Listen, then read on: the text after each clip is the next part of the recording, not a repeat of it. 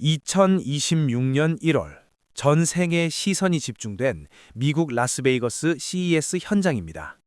수천 명의 관중이 숨죽인 채 어두운 무대를 응시하고 있습니다. 보통 이런 대형 로봇 쇼케이스라고 하면 웅장한 음악과 함께 기계들이 요란한 구동음을 내며 등장하기 마련이죠. 하지만 이번에는 분위기가 완전히 달랐습니다.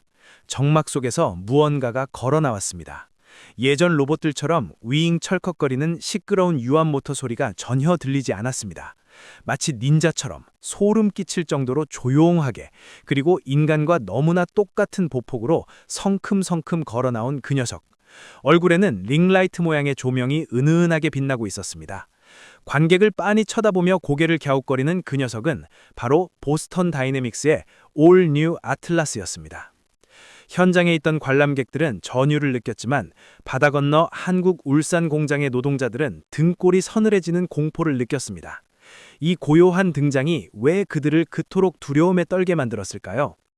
오늘은 소리 없이 다가와 우리 밥그릇을 노리는 섬뜩하지만 피할 수 없는 미래, 아틀라스 쇼크에 대해 이야기해보려 합니다. 오늘 우리가 깊이 있게 파헤칠 이야기의 핵심은 세 가지입니다. 첫째, 인간 기술자들의 자존심이자 마지막 요새였던 자동차 의장 공정이 마침내 뚫렸다는 것. 둘째, 노조는 생존의 공포에 떨고 있지만 이를 지켜보는 대중은 오히려 환호하고 있다는 기이한 현상. 셋째, 이것은 10년 뒤의 공상과학이 아니라 2028년, 당장 2년 뒤 우리 눈앞에 펼쳐질 냉혹한 현실이라는 점입니다. 자, 이 거대한 파도가 과연 우리 삶을 어떻게 덮칠지, 그리고 우리는 이 거친 파도 위에서 휩쓸리지 않고 어떻게 중심을 잡아야 할지 지금부터 그 내막을 낱낱이 파헤쳐 보겠습니다. 많은 분들이 이렇게 반문하실 수 있습니다. 에이, 자동차 공장에 로봇 들어온 게 하루 이틀인가? 텔레비전 보니까 용접도 로봇이 불꽃 튀기면서 다 하던데 이게 뭐가 그렇게 새로운 뉴스냐? 라고 말이죠. 맞습니다. 아주 정확한 지적입니다. 사실 자동차 공장의 앞단 공정들은 이미 인간의 땅이 아닙니다. 철판을 수백 톤의 힘으로 꾹 눌러 모양을 만드는 프레스 공정, 그 철판들을 이어붙이며 불꽃놀이처럼 용접을 해대는 차체 공정, 그리고 유독가스가 가득한 방 안에서 페인트 칠을 하는 도장 공정. 이곳들은 이미 90% 이상 로봇이 점령했습니다. 여기엔 사람이 거의 없습니다. 기계가 멈추지 않고 잘 돌아가는지 감시하는 관리자만 가끔 지나갈 뿐이죠. 하지만 인간이 기계들을 향해 너희는 절대 못 들어와 라고 자부했던 최후의 성역 같은 구역이 있었습니다. 바로 의장 공정입니다. 자동차가 뼈대만 있는 상태에서 우리가 타는 진짜 자동차의 모습으로 완성되는 맨 마지막 단계죠. 문짝을 달고 푹신한 시트를 넣고 복잡하게 얽힌 전선을 연결하고 대시보드를 끼우는 작업입니다. 왜 여기가 인간만이 할 수 있는 성역이었을까요? 상상해보세요. 딱딱하고 규격화된 쇳덩이는 로봇이 짚기 쉽습니다. 좌표만 입력하면 되니까요. 하지만 흐물거리는 고무 패킹이나 전선 뭉치는 어떨까요? 차 문틀에 고무를 끼워 넣는 작업을 예로 들어보죠. 로봇 팔이 고무를 너무 세게 쥐면 찢어지고 살살 쥐면 미끄러져서 놓칩니다. 또 좁은 차체 안으로 몸을 구겨 넣어서 눈에 보이지 않는 구석에 손을 집어넣고 손끝의 감각만으로 딸깍 하고 커넥터를 연결하는 그 미세한 손맛. 이건 기존의 둔탁한 산업용 로봇에게는 불가능의 영역이었습니다. 그래서 현대차 팽상직의 절반 이상이 바로 이 아이장 라인에 몰려 있습니다. 사람의 손기술과 유연성이 없으면 공장이 멈추니까요. 그런데 CES 2026년에 등장한 완전 전동식 아틀라스가 이 불문율을 깨버렸습니다. 이 녀석은 기존 로봇과는 종족이 다릅니다. 바닥에 고정되어 한 방향으로만 움직이는 게 아니라 두 발로 성큼성큼 걸어서 차 안으로 들어갑니다. 허리를 굽히고 무릎을 꿇을 수도 있습니다. 투박한 집게 대신 사람처럼 관절이 있는 손가락으로 얇은 전선을 섬세하게 쥡니다. 무엇보다 무서운 건 뇌가 바뀌었다는 겁니다. 단순히 입력된 대로 움직이는 기계가 아닙니다. 구글 딥마인드에 최첨단 인공지능이 탑재됐거든요. 예전 로봇은 부품이 1cm만 옆에 있어도 에러를 외치며 멈췄습니다. 바보 같았죠. 하지만 아틀라스는 눈으로 보고 판단합니다. 부품이 좀 삐뚤어져 있네 하고는 스스로 손목을 비틀어 자세를 고쳐 잡습니다.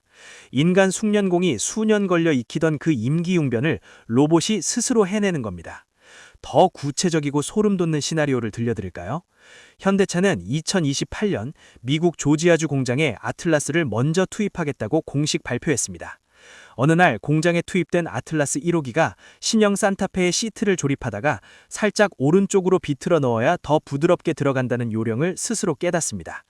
과거라면 엔지니어가 와서 며칠 동안 코드를 수정해야 했습니다. 하지만 이제는 아닙니다. 아틀라스 1호기가 배운 그 노하우는 클라우드 서버를 통해 단 1초 만에 옆에 있는 2호기, 3호기, 심지어 지구 반대편 한국 공장에 있는 로봇들에게까지 실시간으로 공유됩니다.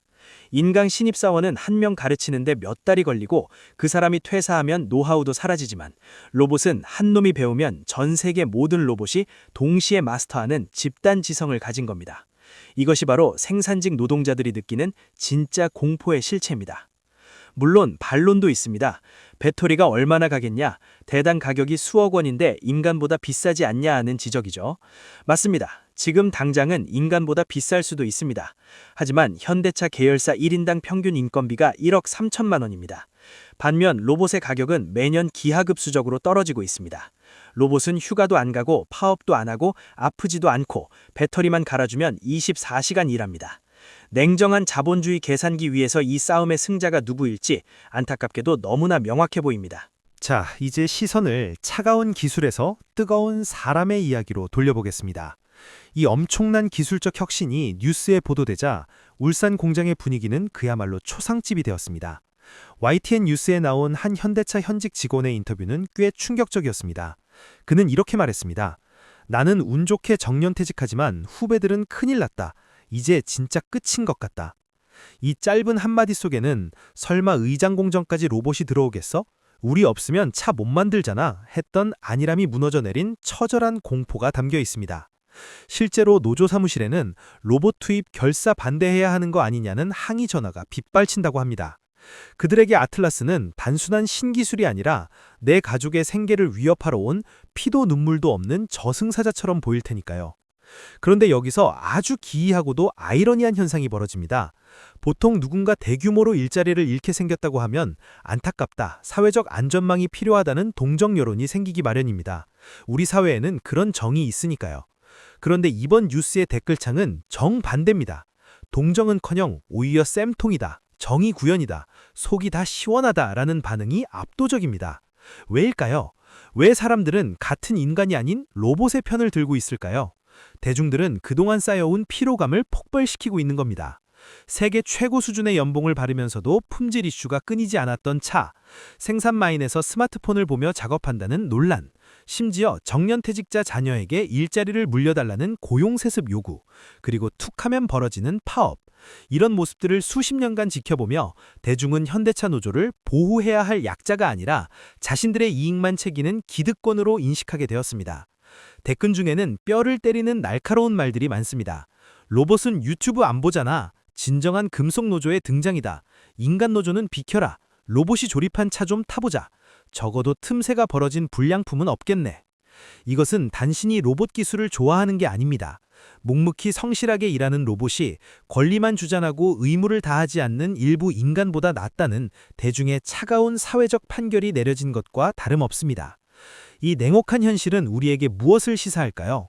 이게 단순히 울산 현대차 직원들만의 문제일까요? 아닙니다. 텅 빈 놀이터와 노인으로 가득 찬 지방 도시, 인구 절벽의 시대를 우리는 이미 살고 있습니다. 인구는 줄어드는데 그 빈자리를 채우는 것이 이제는 외국인 노동자가 아니라 지능형 로봇이 될 거라는 예고편을 보고 있는 겁니다. 여러분이 운영하는 카페, 여러분이 일하는 물류센터, 혹은 여러분 자녀가 꿈꾸는 직업, 손으로 하는 일이니까 안전해, 사람이 응대해야 하니까 기계는 안 돼. 우리가 믿어왔던 이 상식들이 아틀라스의 손가락 움직임 한 번에 무너질 수 있다는 걸 보여줍니다.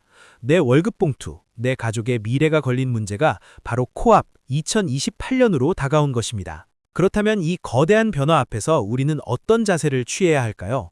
당장 특정 기술을 배우라거나 어디에 투자하라는 식의 섣부른 정답은 없습니다. 미래는 늘 우리의 예측을 벗어나니까요. 하지만 분명한 것은 거부할 수 없는 흐름이 시작되었다는 점입니다. 우선 이 변화를 남의 일로 치부하지 않는 경각심이 필요합니다. 아틀라스 쇼크는 제조업에서 시작되었지만 그 파장은 서비스업, 물류, 심지어 전문직의 영역까지 번져나갈 것입니다. 기술은 물처럼 흐르기 때문입니다. 내 직업, 내 산업은 안전하다는 막연한 믿음 대신 우리 분야의 기술이 들어온다면 어떤 모습일지 상상해보는 냉철함이 필요합니다. 또한 변화를 두려움의 대상이 아닌 학습의 대상으로 바라보는 태도가 중요합니다. 과거 인터넷이 처음 나왔을 때, 스마트폰이 처음 나왔을 때를 기억하시나요? 그때도 많은 직업이 사라질 것이라 우려했지만 결국 그 기술을 빨리 받아들이고 활용한 사람들에게는 엄청난 기회가 열렸습니다. 로봇과 인공지능도 마찬가지일 것입니다. 이것을 인간을 대체하는 적으로만 규정하고 밀어낼 것인지, 아니면 내 능력을 확장시켜줄 새로운 도구로 받아들일 것인지에 따라 우리의 미래는 완전히 달라질 것입니다. 마지막으로 인간 고유의 가치에 대한 깊은 고민이 필요합니다. 단순히 손을 빠르게 움직이고 매뉴얼을 정확히 외우는 능력은 이제 기계에게 물려주게 될지도 모릅니다. 그렇다면 기계가 흉내낼 수 없는 영역은 무엇일까요? 복잡한 상황 속에서 내리는 윤리적 판단, 타인의 감정에 공감하고 소통하는 능력, 그리고 무에서 유를 창조하는 호기심 같은 것들 말이죠.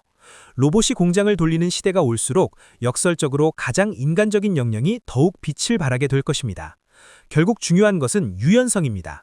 고정관념을 버리고 새로운 기술을 열린 마음으로 탐구하며 끊임없이 변화하는 세상에 발맞추려는 적응력, 그것이야말로 다가오는 로봇 시대에 우리가 가져야 할 가장 강력한 생존 무기가 아닐까요?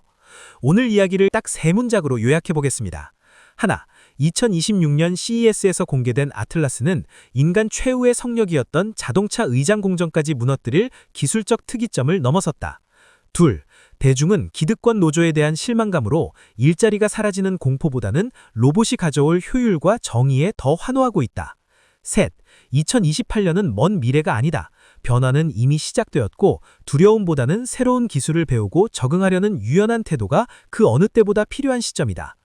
여러분, 로봇이 인간의 일자리를 위협한다는 소식은 분명 불편하고 무서운 일입니다. 하지만 인류의 역사는 증기기관이 나왔을 때도 컴퓨터가 보급됐을 때도 멈추지 않았습니다. 우리는 위기 속에서 늘 새로운 길을 찾아냈습니다. 아틀라스가 공장에 들어오는 날, 공장의 풍경은 바뀌겠지만 그 변화 속에서 누군가는 새로운 가치를 발견하고 기회를 잡을 것입니다. 거대한 파도가 밀려오고 있습니다. 파도를 멈추게 할 수는 없습니다. 파도에 맞서다 휩쓸려 갈 것인지 아니면 그 파도의 흐름을 읽고 멋지게 올라탈 것인지는 이제 우리의 마음가짐에 달려 있습니다. 오늘 이야기가 급변하는 세상 속에서 여러분만의 중심을 잡는 데 작은 도움이 되었기를 바랍니다. 구독과 좋아요는 미래를 준비하는 가장 쉬운 첫걸음입니다. 감사합니다.